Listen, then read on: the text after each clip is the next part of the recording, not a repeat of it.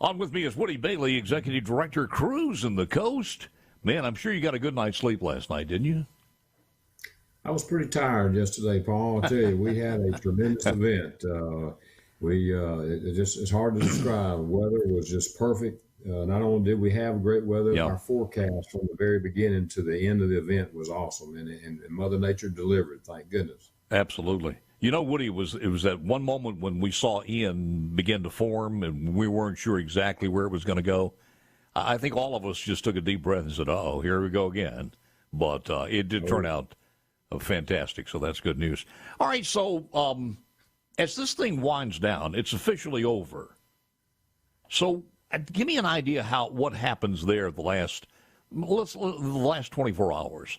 Do people just leave all at once? It's like the hummingbirds leaving, or do they trickle out, or actually some people stay behind? Well, I haven't driven up and down Highway 90 yet, our main thoroughfare for Cruising the Coast, but I suspect most people have kind of headed out.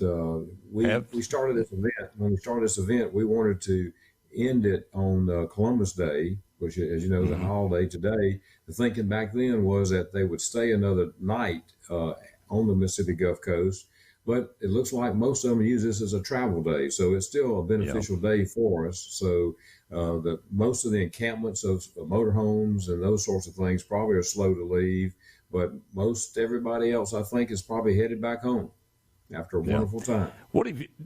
I know it's a little early after this, but have you been able to tabulate things to take a look at? And I'm not sure if you have the numbers or not, but just the way I know you'd have the numbers as far as registration. But what's the overall? It was successful, but give me some numbers that you might have.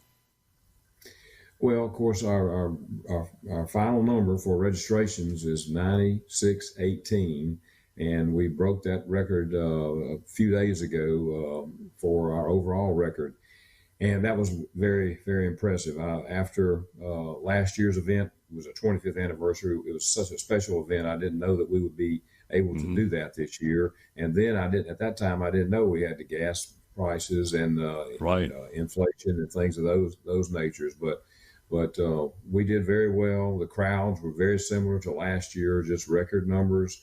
We did our economic impact study last year, $36 million to the state, $33 million to the three coast counties. I suspect we're right there with those same numbers because we had a similar crowd, similar activities going on, and it was just a tremendous turnout, and everybody had a great time.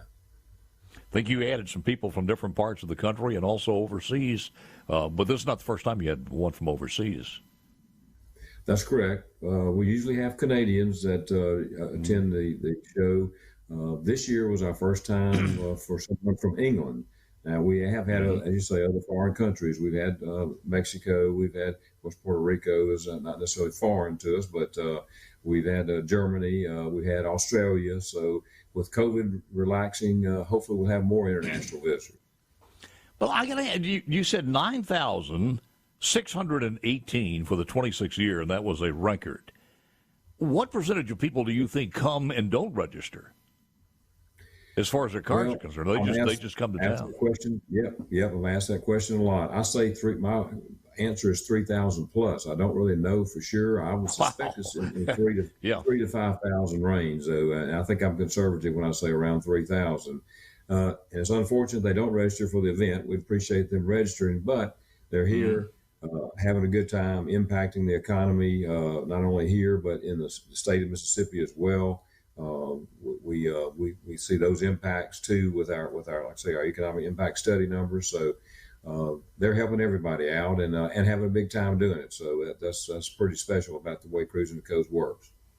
Man, you say $36 million, and again, that's probably an underestimate there also. And everybody from a small business to the casinos, and I'm no telling how far inland that reverberated. And of course, a lot of these people, most of them have to come through and drive through the state one way or the other. So the entire state's a beneficiary of this. That's very true. Over the years, Craig Ray and Iowa State Tourism worked together. We've done events at the Welcome Centers in South Haven, Meridian, Vicksburg. People are coming in, as you say, and are leaving and going back home. So we continue to work on that too, to have impacts throughout the whole state. The coordination with everybody else. I mean, will next year look any different than this year, other than just pump it up and hopefully even break the record above 9,618? Or are you going to do some things differently next year? And when do you start working on it? Well, we work on this event all the time.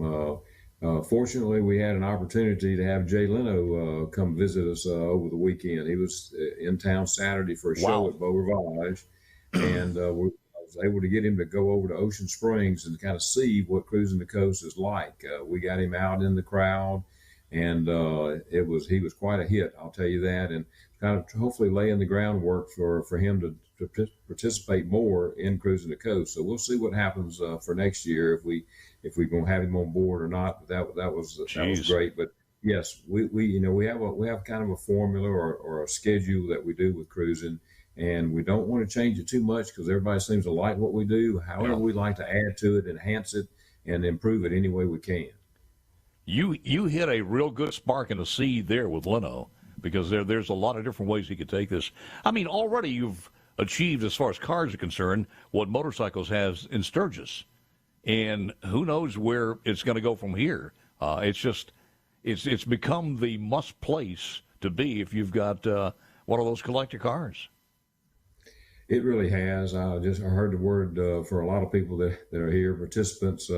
This is the Super Bowl of car shows. We're in the top 5 car shows of the country. Been voted the number 1 car show by USA Today several times, and continue with those honors. And look, the people of Mississippi are so hospitable. The Gulf Coast, all of us work together to make this event a success.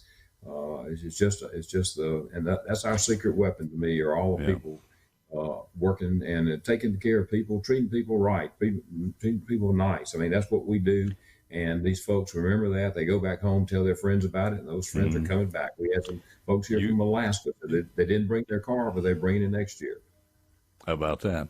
Well, you have everything. You got the Mississippi people, the hospitality. You've got the environment there with the ocean, the beach, the casinos. Again, the good people, the food. Nobody's going to snatch that away from you 20 years from now.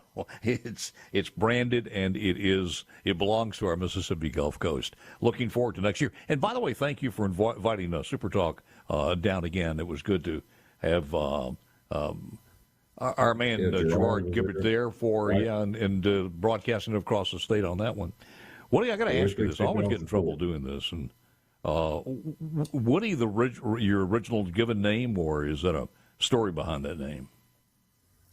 Well, my name is actually Sherwood, and so Woody kind of came around from that, and I got it. Ended up being in the building supply business. So the Woody and lumber, and I don't know, but that's what my folks' name is Woody. So that's where it came wasn't from. as good a story as I thought it was. I didn't know what the story was going to be on that. Yeah, and so current, I don't have a classic car, but a Woody wagon might be in my future. We'll see. Ooh, absolutely. Not planning on retiring anytime soon, I hope. No, I enjoy this. It's a challenge for me to do this event, having 11 cities, 3 coast counties, and then working with the state of Mississippi as well. It's enjoyable for me, and it really helps so many people, and that's it does. Exciting for me. Mega event. Couldn't have a better guy to do it. And Woody, thank you, and congratulations on the success, sir. Appreciate it. Thank you very much. You got it. Woody Bailey, Executive Director, Cruisin the Coast, and the next time we see him probably would be promoting the 2023, and God willing. So there we go.